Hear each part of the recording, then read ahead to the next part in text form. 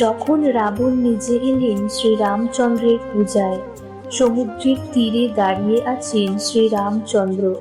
সামনে উত্তাল নীল জলরাশি, আর ওপারেই রাক্ষসরাজ রাবণের লঙ্কাপুরী। সীতামাতাকে উদ্ধার করতে হলে এই সমুদ্র পার হওয়া ছাড়া আর কোনো উপায় নেই। বানর সেনারা পাথর দিয়ে সেতু তৈরি করছে, কিন্তু শ্রীরামের মন অশান্ত।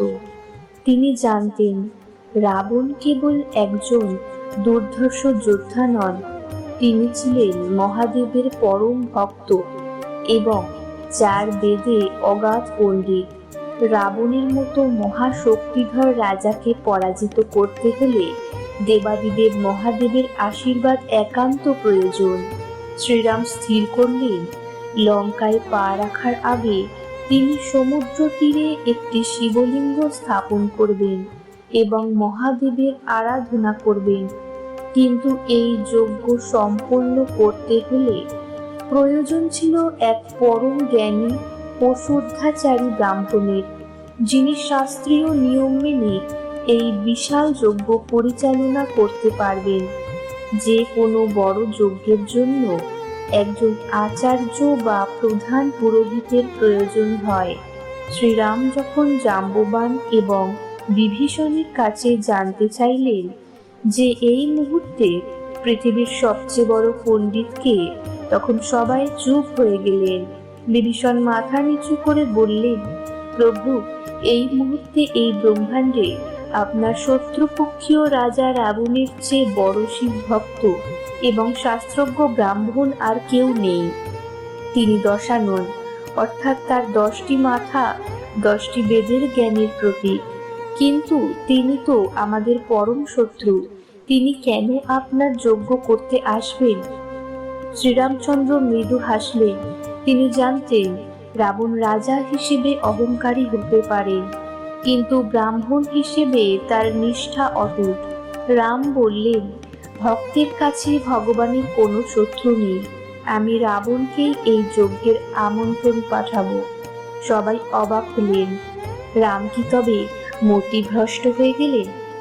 নিজের বিনাশের জন্য যজ্ঞ করতে কি কোনো শত্রু রাজি হয়? শ্রীরামের আদেশে বীর হনুমান লঙ্কায় রাবণের রাজসভায় উপস্থিত হলেন। লঙ্কার আকাশ বাতাস তখন যুদ্ধের প্রস্তুতিতে কাঁপছে।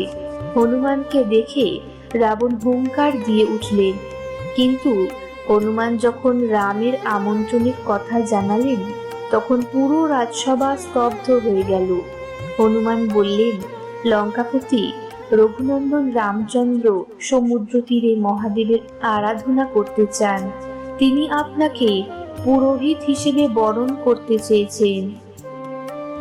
এক ব্রাহ্মণ হিসেবে আপনি কি এই যজ্ঞ পরিচালনা করতে রাজি হবেন? রাবণ এক মুহূর্তের জন্য চুপ হয়ে গেলেন। তার ভেতরে থাকা অহংকারী রাজা আর পরম জ্ঞানী ব্রাহ্মণের মধ্যে লড়াই শুরু হলো, কিন্তু পরিশেষে ব্রাহ্মণের জয় হলো। রাবণ জানতেন একজন যজমান যখন ব্রাহ্মণের কাছে সাহায্য চায়, তখন তা প্রত্যাখ্যান করা মহাপাপ। তিনি গম্ভীর স্বরে বললেন, হনুমান, তোমার প্রভুকে গিয়ে বলো লঙ্কাপতি রাবণ তার যজ্ঞের আমন্ত্রণ গ্রহণ করেছেন। আমি যথাসময়ে সেখানে উপস্থিত হব। যজ্ঞের দিন ঘনিয়ে এলো। রামেশ্বরমের বালুকাময় তটে যজ্ঞের বেদী প্রস্তুত। হঠাৎ আকাশ থেকে এক পুষ্পক রথ নেমে এলো। রথ থেকে নামলেন স্বয়ং দশানন রাবণ। হাতে তার পূজার উপকরণ, পরনে শুদ্ধ সাদা বসন। শত্রু হলেও রাম তাকে সসম্মানে প্রণাম জানালেন। যজ্ঞ শুরু হওয়ার ঠিক আগে এক নতুন বিপত্তি দেখা দিল। শাস্ত্র অনুযায়ী যে কোনো বড় যজ্ঞে পত্নীর উপস্থিতি বাধ্যতামূলক। রামচন্দ্র তখন বনবাসে, আর সীতামাতা রাবণের অশোক বনে বন্দিনী। সীতাকে ছাড়া এই যজ্ঞ অসম্পূর্ণ থেকে যাবে। রাবণ তখন এক অদ্ভুত মহানুভবতা দেখালেন। তিনি নিজের পুষ্পক রথ পাঠিয়ে অশোক বন থেকে সীতাকে নিয়ে আসার ব্যবস্থা করলেন। তিনি বললেন, যতক্ষণ যজ্ঞ চলবে ততক্ষণ সীতা আমার বন্দিনী নন, তিনি আমার যজমানের অর্ধাঙ্গিনী। রাম আর সীতা যখন যজ্ঞে একসাথে বসলেন, তখন দেবতারাও আকাশ থেকে পুষ্প বৃষ্টি করতে লাগলেন। যজ্ঞ শুরু হলো। রাবণ অত্যন্ত নিষ্ঠার সাথে মন্ত্র উচ্চারণ করতে লাগলেন। তার কণ্ঠস্বর সমুদ্রের গর্জনকেও ছাপিয়ে যাচ্ছিল। যজ্ঞের শেষে নিয়ম অনুযায়ী যজমানকে পুরোহিতের চরণে দক্ষিণা দিতে হয় এবং আশীর্বাদ নিতে হয়। শ্রীরামচন্দ্র যখন রাবণের চরণে মাথা নত করে প্রণাম করলেন এবং প্রার্থনা করলেন যাতে তিনি যুদ্ধে জয়ী হন, তখন রাবণ এক সংকটময় পরিস্থিতিতে পড়লেন। একজন পুরোহিত হিসেবে তার আশীর্বাদ ছিল বিজয়ী ভব, অর্থাৎ তুমি জয়ী হও। এর মানে দাঁড়ালো এই যে রাবণ স্বয়ং নিজের পতনের জন্য রামকে আশীর্বাদ করলেন। তিনি জানতেন এই যজ্ঞের ফলেই রাম তাকে বধ করবেন, তবুও তিনি নিজের ব্রাহ্মণ্য ধর্মের মর্যাদা রক্ষা করতে পিছু হটেননি। এটিই ছিল রাবণের চরিত্রের সেই উজ্জ্বল দিক, যা তাকে ইতিহাসের পাতায় এক ট্র্যাজিক হিরো হিসেবে অমর করে রেখেছে। যজ্ঞ শেষ হওয়ার পর রাবণ অত্যন্ত ধীর স্থিরভাবে সীতা মাতাকে পুনরায় পুষ্পক রথে তুলে দিলেন। তিনি রামকে বললেন, আজ আমি পুরোহিত হিসেবে তোমাকে আশীর্বাদ করেছি, কিন্তু কাল যখন রণক্ষেত্রে দেখা হবে, তখন আমি রাজা হিসাবে তোমার সাথে লড়াই করব। সেখানে কোনো করুণা থাকবে না।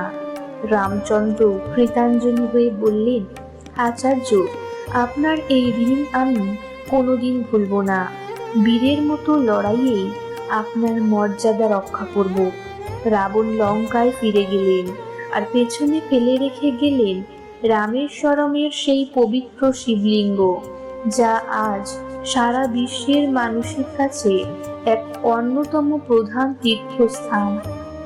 এই রকম আরো পৌরাণিক কাহিনী জানতে আমাদের চ্যানেলটি সাবস্ক্রাইব করুন এবং ভিডিওটি লাইক করে আপনার মতামত কমেন্টে জানান। ধন্যবাদ।